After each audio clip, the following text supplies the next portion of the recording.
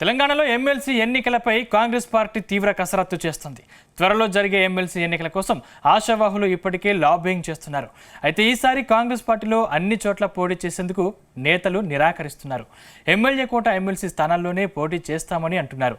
మిగతా కోటాలో పోటీకి నై అంటున్నారు. కానీ నేతలు ఎందుకలా అంటున్నారు?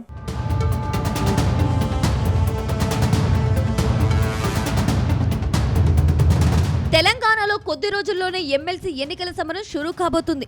ఈసారి ఉపాధ్యాయ, టీచర్, గవర్నర్, ఎమ్మెల్యే కోటాలో మొత్తం 9 స్థానాలకు ఎన్నికలు జరగబోతున్నాయి.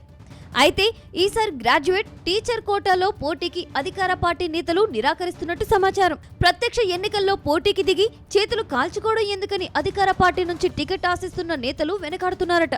కానీ ఎమ్మెల్యే కోటాలో తమకు ఓకే అన్నట్టు చెబుతున్నారట. ఎమ్మెల్యే కోట ఎన్నికల్లో అయితే గెలుపు నల్లేరు మీద నడకలా ఉంటుందని మెజారిటీ నేతలు అభిప్రాయపడుతున్నట్టు సమాచారం.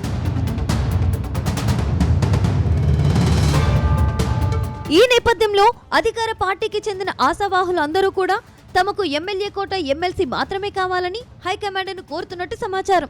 తాము ఎన్నికలకు సిద్ధంగా లేమని పార్టీ నాయకత్వం మీద ఒత్తిడి చేస్తున్నట్టు తెలిసింది. మరోవైపు ప్రస్తుతం ఎమ్మెల్సీగా ఉన్న జీవన్ రెడ్డి కూడా మళ్లీ పోటీ చేయడానికి విముఖంగా ఉన్నట్లు తెలుస్తుంది.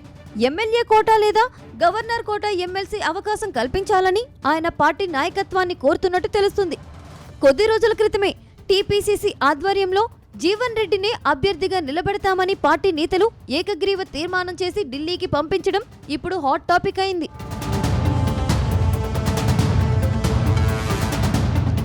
ప్రస్తుతం టీచర్, గ్రాడ్యుయేట్ కోటా ఎమ్మెల్సీ ఎన్నికల్లో పోటీకి ఎందుకు నిరాకరిస్తున్నారనే చర్చ గాంధీ భవన్లో జోరుగా సాగుతుందట.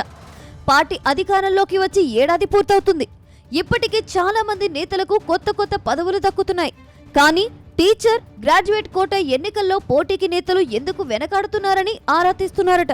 అయితే నేతల పోటీ వెనుక అసలు కారణాలు తెలిసి పార్టీ పెద్దలు సైతం షాక్ అవుతున్నారట. టీచర్, గ్రాడ్యుయేట్ ఎన్నికల్లో పోటీ చేస్తే ప్రత్యక్ష ఎన్నికల బరిలో నిలవాలి. అంతేకాదు భారీగా డబ్బులు ఖర్చు చేయాలి. అయినా గెలుస్తామని గ్యారంటీ లేదు. కాబట్టి పోటీలో నిలిచి చేతులు కాల్చుకోవడం ఎందుకని చాలా మంది ఆశావాహులు అభిప్రాయపడుతున్నట్టు తెలిసింది. ఒకవేళ ఎమ్మెల్యే కోటాలో అయితే సొంత పార్టీ ఎమ్మెల్యేలే ఉంటారు. అందువలన ఈజీగా గెలవచ్చని లెక్కలు వేసుకుంటున్నట్టు తెలుస్తుంది.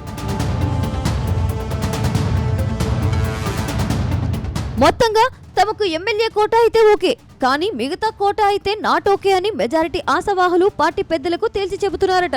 అయితే ఉన్నవే 5 సీట్లు కావడంతో ఎంతమందికి సీట్లు ఇస్తామని పార్టీ పెద్దలు సైతం ముఖం మీదే చెబుతున్నట్టు తెలిసింది.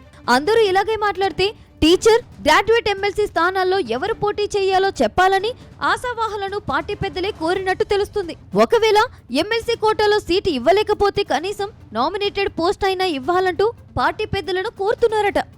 మొత్తంగా ఎమ్మెల్సీ ఎన్నికల సీట్ల విషయంలో పార్టీలో విచిత్రమైన పరిస్థితులు ఉండడంతో పార్టీ పెద్దలు కూడా ఆచితూచి అడుగులు వేద్దాంలే అనే ధోరణిలో ఉన్నారని తెలుస్తుంది.